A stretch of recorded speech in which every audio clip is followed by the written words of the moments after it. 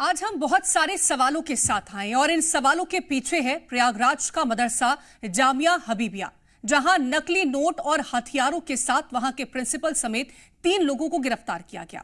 आज उसी प्रिंसिपल तफीसुर के कमरे से बेहद ही संगीन और संदिग्ध साहित्य मिलने के आरोप है कि कमरे से मिली किताब में आरएसएस के खिलाफ भर भर के जहर भरा हुआ है।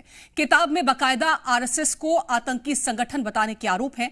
सवाल यह उठता है कि आखिर कट्टरता के चैप्टर के कितने मास्टर हैं? सवाल यह भी उठता है कि बार बार मदरसों से टेरर कनेक्शन और नफरती प्लान की खबरें क्यों आती हैं?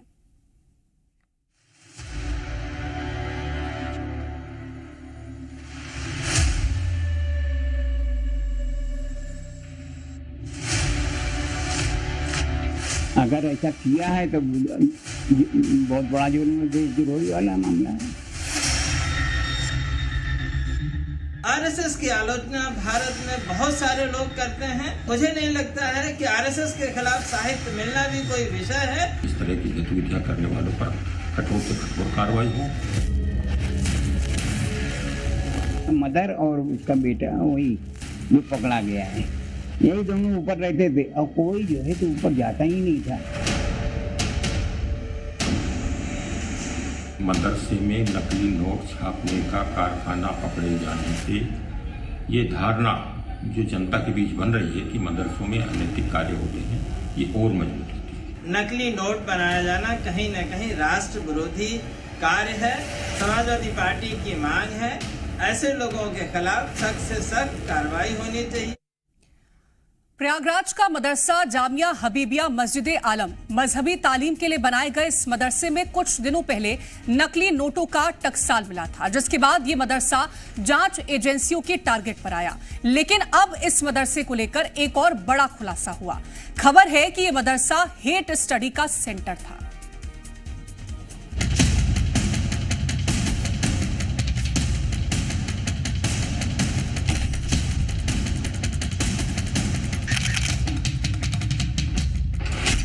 मदरसे की आड़ में नकली नोटों का टकसा।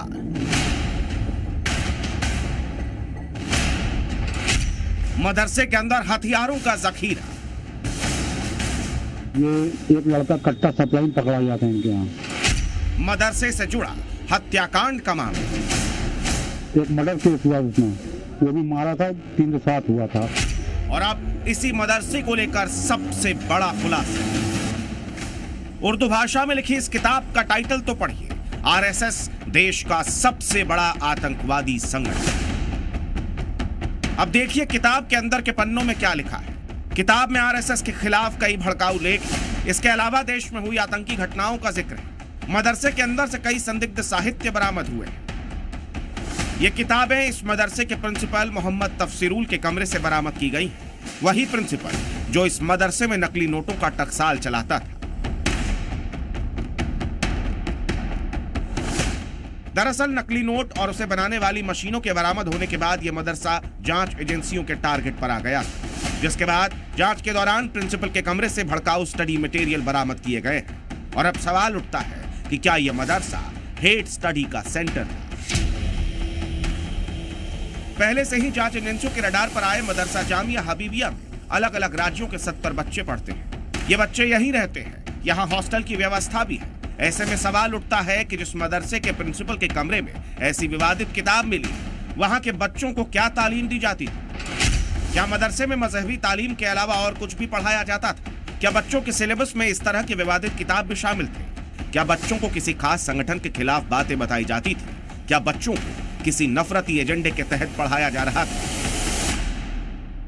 मदरसों की छवि जिस तरह से आम जनता में दिनों दिन बिगड़ रही है, ये एक बेहद चिंताजनक है। इन असामाजिक कार्यों और राष्ट्रीय कार्यों के प्रति जो मदरसे लिप्त होते जा रहे हैं, उनके प्रति मदरसा संचालकों को सोचना चाहिए। मदरसे के अंदर मिली इस किताब के बाद बवाल खड़ा हो गया। ऐसे में इस मामले पर मुस्लिम धर्मगुरुओं का क्या कहना है? मदरसे में क्या तालीम दी जाती है? क्या ऐसी किताबें उसका हिस्सा हैं? पढ़ाई ही नहीं जाती, तुम कैसे कहें? यहाँ इस मदरसे में ना पढ़ाई गई है ना पढ़ाई जाती है इस तरह की किताबें। आपको क्या लगता है कि क्यों इस तरीके की चीजें सामने आ रही हैं? अब ये समझ ही नहीं आ रहा कैसे है। कोई साजिश आपको लग रही है क्या कि हो सकता है, हम बता नहीं सकते। कौन लोग हो सकते हैं? हमें कैसे हम कहें जब हमको कुछ मालूम ही नहीं है, तो कैसे बताया जाए कि कौन कौन साजिश करता है या कौन नहीं। प्रयागराज का यह मदरसा पहले ही कई वजहों से सुर्खियों में है। ऐसे में इस मदरसे से एक और बवाल जुड़ गया है। वैसे जिस इलाके में यह मदरसा बना है वहां के लोग इसके बारे में क्या कहते हैं, जरा गौर से सुनिएगा। ये इधर जो है इसमें 3-4 बार इसके पहले भी कांड हो चुके हैं। ठीक है, किस तरीके के कांड? ये एक लड़का कट्टा सप्लाई पकड़ा जाता है इनके यहाँ, तो सपा सरकार थी, उसमें पुलिस वालों ने ले जाके अपना मैनेज कर लिया था। फिर एक मर्डर केस हुआ उसने, वो भी मारा था, 307 हुआ था, कल्याणी के लड़के को मारा था इसने। कितने समय पहले की बात? वही हो गया सर, ये 2012 की बात है। ये मदरसे को मान्यता नहीं, मदरसे में हथियारों का मिलना, मदरसे से मर्डर का कनेक्शन, मदरसे में नकली नोटों का टकसाल और अब अंदर मिली विवादित किताब। सवाल उठता है कि आखिर इस मदरसे में चल क्या रहा था। जो खुलासे हुए हैं उससे तो यही सवाल उठता है कि क्या यह मदरसा कोई क्राइम सेंटर था, क्योंकि इस मदरसे में उड़ीसा, बिहार, झारखंड और पश्चिम बंगाल समेत उत्तर प्रदेश के बच्चे पढ़ते थे। ऐसे में सवाल यह भी उठता है कि क्या इस मदरसे का क्राइम नेक्सस इन राज्यों में भी फैला है। सवाल कई हैं और उनके जवाब जांच के बाद सामने आएंगे। मोहम्मद गुफरान, जी मीडिया, प्रयागराज। और अब बात महाकाल की शाही सवारी पर शुरू हुए विवाद की। साधु संतों और हिंदू समाज से जुड़े लोगों ने भगवान शिव की उज्जैन में निकाली जाने वाली शाही सवारी में शाही शब्द पर ऐतराज जताते हुए इसे हटाने की मांग की। लोगों का दावा है कि शाही एक इस्लामिक शब्द है जिसकी जगह हिंदू शब्द होना चाहिए, और इस मुद्दे के गरमाने के बाद सीएम मोहन यादव भी शाही की जगह राजसी शब्द का इस्तेमाल करते नजर आए।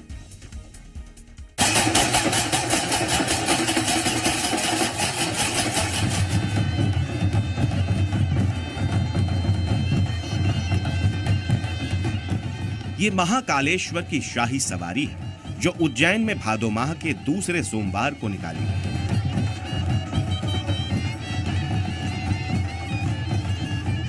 महाकाल की इस शाही सवारी में उनके भक्त बड़ी तादाद में जुटे और भगवान शंकर के नाम का जमकर जयकारा लगाया।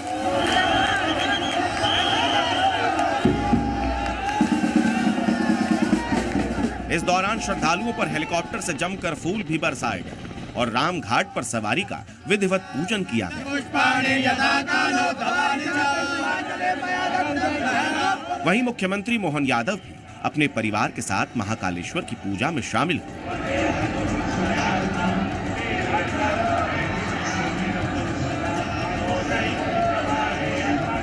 केंद्रीय मंत्री ज्योतिरादित्य सिंधिया बाबा की इस भव्य पूजा में शामिल हुए। लेकिन इन सब के बीच एक बड़ा विवाद खड़ा हुआ। यह विवाद खड़ा हुआ महाकाल की शाही सवारी में इस्तेमाल होने वाले शाही शब्द को लेकर। मध्य प्रदेश के साधु संत, कथावाचक, विद्वान, संस्कृतज्ञ और आम जनता ने एक स्वर में शाही शब्द हटाने की मांग कर इसके पीछे दलील दी गई कि शाही शब्द इस्लामिक है, जिसे हमारे आराध्य भगवान शिव की सवारी में इस्तेमाल न किया जाए और शाही शब्द की जगह किसी दूसरे शब्द का इस्तेमाल। शाही शब्द एक इस्लामिक शब्द है और मुगल आक्रांताओं के द्वारा प्रेषित है। सनातन धर्म में ऐसा कोई भी आक्रांताओं के शब्दों का प्रयोग ना हो। जितने भी इस्लामिक नाम है इस भारत से हटना चाहिए, क्योंकि वो गुलामी का प्रतीक है इस्लामिक नाम, और हमें गुलामी पसंद नहीं है। भारत आजाद है। सिर्फ साधु संत ही नहीं, इस मांग को बीजेपी नेताओं ने भी उठाया। बीजेपी नेता यशपाल सिसोदिया ने सोशल मीडिया पर एक पोस्ट के जरिए शाही शब्द पर आपत्ति जताते हुए सीएम मोहन यादव से इस मुद्दे पर कार्रवाई की मांग की। इसका असर भी हुआ और शाम होते होते जब सीएम मीडिया के सामने आए तो उन्होंने खुद ही इस यात्रा के लिए शाही की जगह राजसी शब्द का इस्तेमाल कर दिया। आज उज्जैन में बाबा महाकाल की आखिरी राजसी सवारी निकल रही है। ये सवारी नहीं है बाबा का, जनता के साथ सीधा सरोकार है। जनता के साथ, आम जनता के साथ, जनता को अपने दर्शन देते देते भगवान अपनी इस लौकिक दुनिया को अपनी निगाह से देखना चाहते हैं। सालों से चली आ रही इस प्रथा पर अब नाम को लेकर बयानबाजी तेज हो गई। कुछ लोगों ने शाही शब्द को इस्लामिक बताया तो सवाल उठने लगे कि क्या भाषा और शब्दों को भी धर्म के आधार पर बांटा जा सकता है। बीजेपी ने जहां इसे लोगों की भावनाओं से जुड़ा मुद्दा बताया तो कांग्रेस ने इसे नाम बदलने की राजनीति करार दी। देखिए, इसके बारे में क्या है क्या नहीं है और क्या डिमांड हुई है, कौन सी हुई है, लेकिन गुलामी के प्रतीक देश के अंदर कोई नहीं बचेंगे। भगवान के मामलों में मुझे लगता है कि जिस तरीके से श्री राम और सबके नाम पे राजनीति करती है भाजपा, वो ठीक नहीं है। लेकिन फिर भी यशपाल जी काफी सीनियर है और बोला है उन्होंने, तो उनकी सरकार है, दिल्ली में भी है, यहाँ पे भी है, नाम चेंज करने की प्रथा उनके यहाँ चली रही है, तो कर दें, जिस चीज का चेंज करना है करवा लें। महाकाल की सवारी के शाही शब्द पर जारी सियासत के बीच देश के अलग अलग हिस्सों से साधु संतों के बयान भी सामने आए। मुझे लगता है इसमें सियासत करने की ज़रूरत नहीं है, क्योंकि मुग़लों का जब शासन शुरू हुआ उस समय बहुत सारे हमारे जो कार्य होते थे उसमें उर्दू शब्दों का प्रयोग किया गया। अभी भी आप कोर्ट में जाइए तो रजिस्ट्री होती हैं, उसमें लगभग 50 से 60% उर्दू शब्द आ जाते हैं। लेकिन कहीं जहाँ तक रही शाही शब्द की, तो जैसे शाही का मतलब होता है राजसी। हमारे यहाँ अभी भी जब कुंभ लगते हैं तो कुंभ में जो स्नान होते हैं उनको शाही स्नान कहते हैं। शाही शाह से बना है, रॉयल, तो उसका ओरिजिन डेफिनेटली हमारी जो पुरानी सभ्यता है उसमें तो है नहीं। हमारे यहाँ तो राजा होते थे, तो राजसिक शब्द समझ में आता है, शाही नहीं समझ आता। शाही अगर आप देखें, शाही is purely a Urdu word, तो उर्दू से डिराइव हुआ है। महाकाल की सवारी के लिए सीएम मोहन यादव का शाही की जगह राजसी शब्द का इस्तेमाल करना भी साबित करता है कि वो भी साधु संतों की बातों से पूरी तरह सहमत है, जिसे देखते हुए माना जा रहा है कि अब आगे से महाकाल की शाही नहीं बल्कि राजसी सवारी निकलेगी। भोपाल से राहुल सिंह राठौड़ के साथ ब्यूरो रिपोर्ट, जी मीडिया।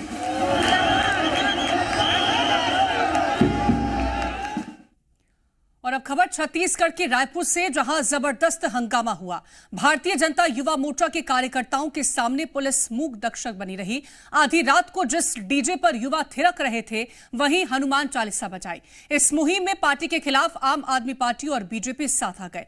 क्या है पूरा मामला, रिपोर्ट देखिए। पुलिस प्रशासन के सभी अधिकारियों को चेतावनी दे रहा हूं मैं। पुलिस को माइक से चेतावनी देने की तस्वीरें छत्तीसगढ़ की राजधानी रायपुर की हैं,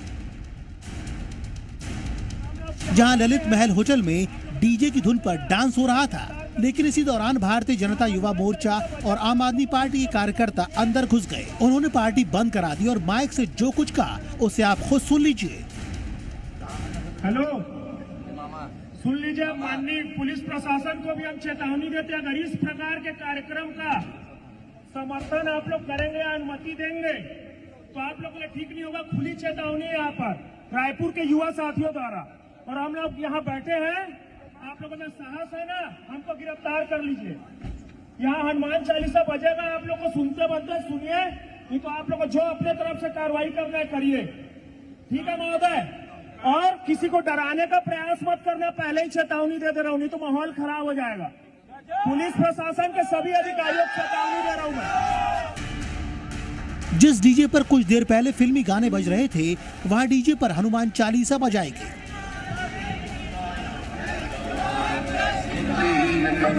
ये सब कुछ पुलिसकर्मियों की मौजूदगी में हो रहा था। प्रदर्शनकारियों का आरोप है कि होटल में रेव पार्टी हो रही थी और नाबालिगों को शराब परोसी जा रही थी। बताया जा रहा है कि होटल में चल रही पार्टी में शहर के कई कारोबारियों के लड़के लड़कियां और कॉलेज स्टूडेंट्स पहुंचे थे। आप लोगों में साहस है ना, हमको गिरफ्तार कर लीजिए। यहाँ हनुमान चालीसा बजेगा, आप लोग को सुनते बनते सुनिए। होटल में तोड़फोड़ और हंगामे को लेकर होटल प्रबंधन ने इसकी शिकायत दर्ज कराई है। साथ ही गुंडागर्दी और तोड़फोड़ का आरोप लगाया गया है। पुलिस फिलहाल कार्रवाई करने की बात कह रही है। निर्धारित समय से ज़्यादा बार या रेस्टोरेंट के परमिशन के बाद वो लोग अनाधिकृत रूप से जो खोल के रखते हैं या कोई भी नशे का अन्य वैधानिक कार्य होता है, उसमें हम लोग कार्रवाई कर रहे हैं। और पिछले कुछ दिनों से ये कार्रवाई हम लोगों ने और भी तेज की है।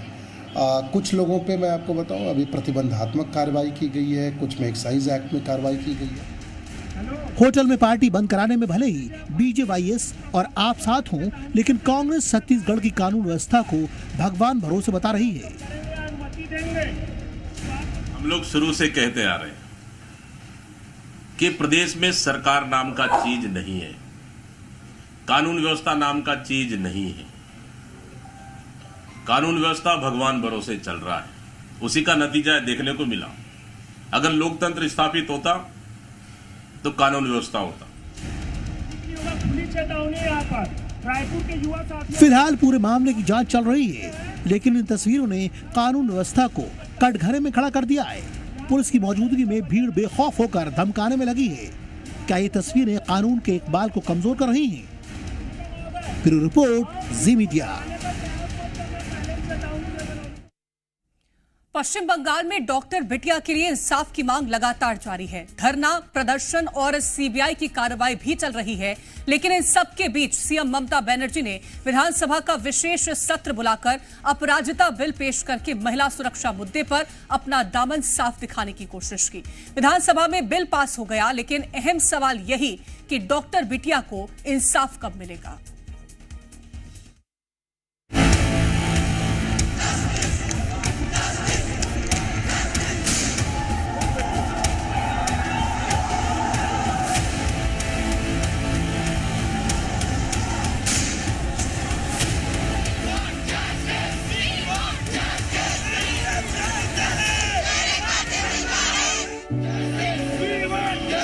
हो गई है पीर पर्वत सी पिघलनी चाहिए, इस हिमालय से कोई गंगा निकलनी चाहिए। आज यह दीवार पर्दों की तरह हिलने लगी, शर्त लेकिन थी कि ये बुनियाद हिलनी चाहिए। हर सड़क पर, हर गली में, हर नगर, हर गांव में हाथ लहराते हुए हर लाश चलनी चाहिए। सिर्फ हंगामा खड़ा करना मेरा मकसद नहीं, सारी कोशिश है कि ये सूरत बदलनी चाहिए। मेरे सीने में नहीं तो तेरे सीने में सही, हो कहीं भी आग, लेकिन आग जलनी चाहिए। कवि दुष्यंत कुमार की ये कविता कोलकाता, या यूं कहें कि पश्चिम बंगाल के हालातों का दर्द और गुस्सा बयां करने के लिए काफी है। कोलकाता में डॉक्टर बेटी से रेप फिर हत्या मामले में एक बार फिर से डॉक्टर सड़कों पर उतरे और विरोध प्रदर्शन करने लगे। कोलकाता के लाल बाजार के पास डॉक्टर्स धरने पर बैठ गए। उन्होंने फिर से मांग की कि डॉक्टर्स की सुरक्षा पर ध्यान दिया जाए, मामले में दोषियों को सख्त सजा दी जाए। वहीं प्रदेश में महिलाओं के साथ हो रही दरिंदगी की वारदातों से घिरी ममता सरकार विधानसभा में अपराजिता बिल के साथ उतरी। West Bengal criminal laws amendment bill, देश में पहले से ही रेप और हत्या के दोषियों के खिलाफ सख्त कानून है, समर्थन जानाते। लेकिन बावजूद इसके विधानसभा के विशेष सत्र के दूसरे दिन बंगाल सरकार ने दुष्कर्म विरोधी संशोधन विधेयक पेश किया। ममता सरकार ने एंटी रेप बिल को अपराजिता महिला एवं बाल विधेयक 2024 नाम दिया है। चर्चा के बाद विधेयक को विधानसभा से पास कर दिया गया। इस विधेयक का उद्देश्य पीड़ितों को न्याय और दुष्कर्म के दोषियों को त्वरित और सख्त सजा देना है। राज्य सरकार ने बिल पारित करने के लिए 2 सितंबर से 2 दिन का विधानसभा विशेष सत्र बुलाया था। विधानसभा में अपराजिता बिल पेश करते हुए ममता ने संयुक्त राष्ट्र का भी जिक्र किया। माननीय अध्यक्ष, विधानसभा में बिल पर चर्चा के दौरान ममता बनर्जी ने केंद्र सरकार पर जमकर निशाना साधा। ममता बनर्जी ने कहा कि प्रधानमंत्री को 2 बार चिट्ठी लिखी, लेकिन कोई जवाब नहीं मिला। আমি দুটো চিঠি ইতিমধ্যে প্রধানমন্ত্রীকে লিখেছি। আমি যেহেতু তার কাছ থেকে কোনো উত্তর পাইনি, উত্তর দিয়েছেন একজন উইমেন অ্যান্ড চাইল্ড ডিপার্টমেন্টের মিনিস্টার, কিন্তু তিনি যে উত্তর দিয়েছেন সেটাকেও কাউন্টার করে আমি প্রধানমন্ত্রীকে জানিয়েছি। इस दौरान बीजेपी ने कानून के नए प्रावधानों पर सवाल उठाए, उसमें संशोधन की मांग की, साथ ही बिल का समर्थन करते हुए इसे तत्काल लागू करने की भी अपील की। Full support. আমরা মাননীয় মুখ্যমন্ত্রীর বক্তব্য সুন্দর করে শুনবো, উনি যা মনে আসেন বলবেন, কোনো সমস্যা নেই, কিন্তু আপনাকে গ্যারান্টি দিতে হবে immediate execution of this bill.